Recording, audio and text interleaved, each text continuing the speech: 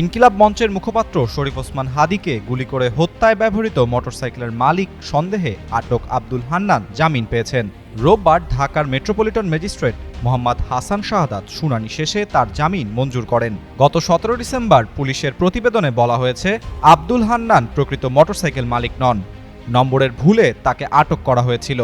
আদালত সূত্র জানায়, হাদীকে গুলি করার পর গত ১৩ ডিসেম্বর সন্দেহভাজন হিসেবে আব্দুল হান্নানকে আটক করে র্যাব-২। পরবর্তীতে তাকে পল্টন মডেল থানায় সোপর্দ করা হয়। পরে ১৪ ডিসেম্বর তাকে ফৌজদারি কার্যবিধির ৫৪ ধারায় আটক করে ৩ দিনের রিমান্ডে নেওয়া হয়। রিমান্ড চলাকালে তাকে শোরুম মালিকের মুখোমুখি করা হয়। এছাড়া বিআরটিএতে তার নামে রেজিস্ট্রেশন করা দুটি মোটরসাইকেলের তথ্য পাওয়া যায়। এর মধ্যে একটি সুজুকি জিক্সার ও আরেকটি ইয়ামাহা মোটরসাইকেল রয়েছে। তবে হত্যায় ব্যবহার করা হয়েছে হোন্ডা ব্র্যান্ডের হর্নেট মডেলের মোটরসাইকেল। হান্নানের মোটরসাইকেলের নাম্বার ঢাকা মেট্রো ল ৫৪৬৩৭৫, যা একটি সুজুকি ব্র্যান্ডের জিক্সার মোটরসাইকেল।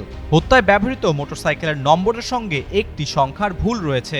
যে নম্বরের শেষে ৬ থাকার কথা, সেখানে ৫ শনাক্ত করা হয়েছে।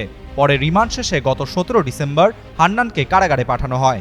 একই সঙ্গে পুলিশের প্রতিবেদনে বলা হয়েছে, আব্দুল হান্নান প্রকৃত মোটরসাইকেল মালিক নন, নম্বরের ভুলে তাকে আটক করা হয়েছিল। পরবর্তীতে আজ জামিন পান তিনি।